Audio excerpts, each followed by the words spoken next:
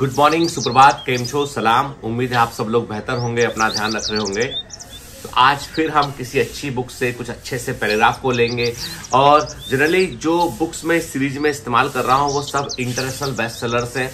मतलब ऐसी किताबें हैं जो इन्होंने लाखों लोगों के दिमाग में, लाखों लोगों के दिल में जो है वो जगह को बनाया है। ठीक है, तो ऐसी एक बुक है, वो है, बुक का नाम है द गोल्स। ब्रायन ट्रेसी की बुक है और उसका हिंदी एडिशन मेरे पास है लक्ष्य के नाम से। This is the book. ठीक है, और ये one of the best selling book में से एक है।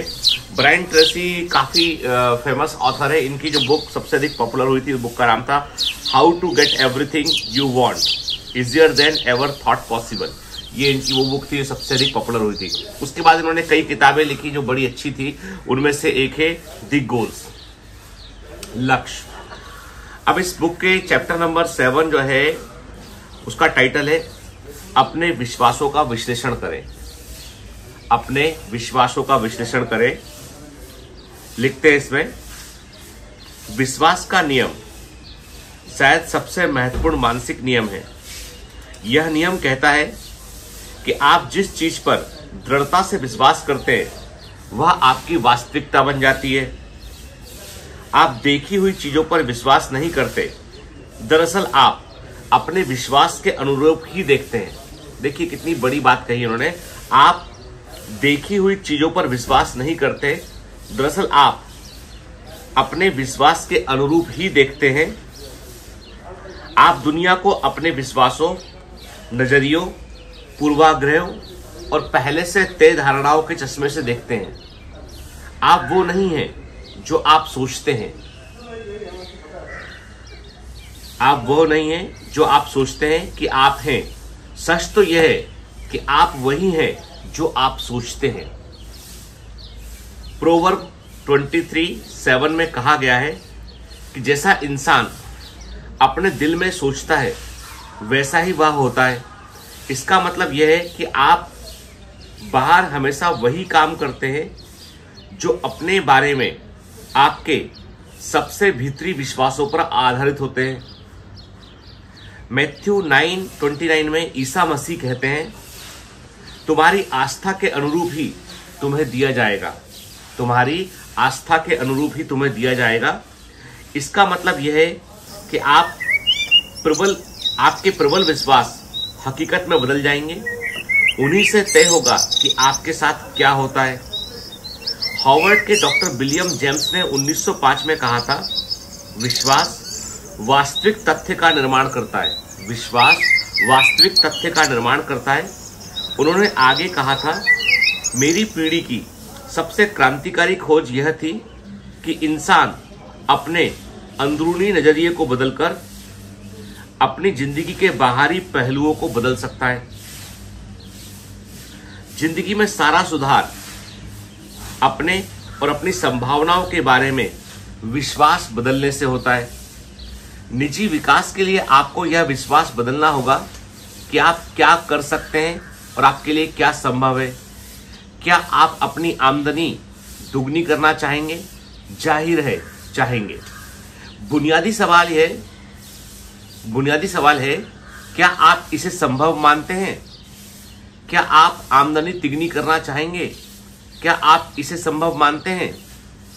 आपकी शंका का स्तर जो भी हो, मुझे एक सवाल पूछने की अनुमति दें। क्या पहली नौकरी में मिली पहली तनख्वाह के बाद से अब तक आपकी आमदनी दुगनी या तिगनी नहीं हुई है? आपने जब कमाना शुरू किया था तब की तुलना में क्या इस वक्त आप बहुत ज्यादा नहीं कमा रहे हैं? क्या इस तरह आप खुद ही यह साबित नहीं कर चुके हैं कि आपकी आमदनी दुगना या तिगना करना संभव है? और आप पहले जो कर चुके हैं उसे आप दोबारा शायद बार बार कर सकते हैं, बशर्ते आप सीख लें कि इसे कैसे किया जा सकता है। आपको तो बस यकीन करना होगा कि यह संभव है। नेपोलियन हिल ने कहा था, इंसान का दिमाग जो सोच सकता है और यकीन कर सकता है वह उसे हासिल भी कर सकता है। सफलता का आपका एक मास्टर प्रोग्राम होता है। सेल्फ कॉन्सेप्ट की खोज मानवीय क्षमता के क्षेत्र में 20वीं सदी की शायद सबसे क्रांतिकारी खोज थी। आप जिंदगी में जो भी करते हैं या हासिल करते हैं, आपका हर विचार, भावना या काम आपकी आत्म अवधारणा से नियंत्रित और निर्धारित होता है। आपकी आत्म अवधारणा आपके कार्य प्रदर्शन और प्रभाव के स्तर से पहले आती है और उसकी भविष्यवाणी करती है।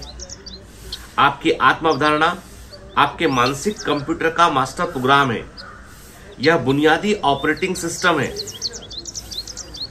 आप बाहरी संसार में जो भी हासिल करते हैं वह आपकी आत्म अवधारणा का ही परिणाम है। मनोवैज्ञानिकों ने पता लगा लिया है कि आपकी आत्म अवधारणा उन सारे विश्वासों, नजरियों, भावनाओं का महायोग होती है जो आपकी अपने और संसार के बारे में होती है।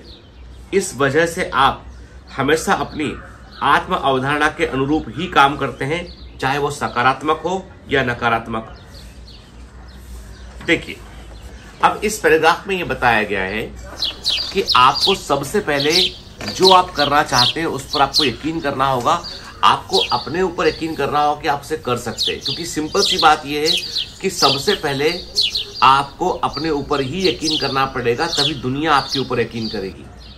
हम अपनी सराउंडिंग में जो देखते हैं फेलियर्स को, अपनी सराउंडिंग में जो बुरी चीजों को देखते हैं, जो नेगेटिव एस्पेक्ट को देखते हैं, उनसे हम जाने अनजाने प्रभावित होते हैं। सबसे अच्छी बात यह है कि यदि आप अपने मन को मजबूत बना लें और आप ये ठान लें कि आपको अपने आसपास की जो सराउंडिंग, जो चीजें आपको पसंद नहीं है, उससे आपको बाहर निकलना है।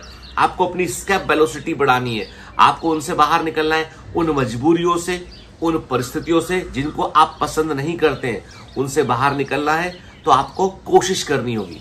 आपको अपने सबकॉन्शियस माइंड को यकीन दिलाना होगा कि आप इस जगह को बिलोंग नहीं करते हैं। आप बेहतर के लिए बने आप, और बेहतर के लिए प्रयास कीजिए। जब आप बेहतर के लिए प्रयास करेंगे तो निश्चित तौर पर आप सफल होंगे।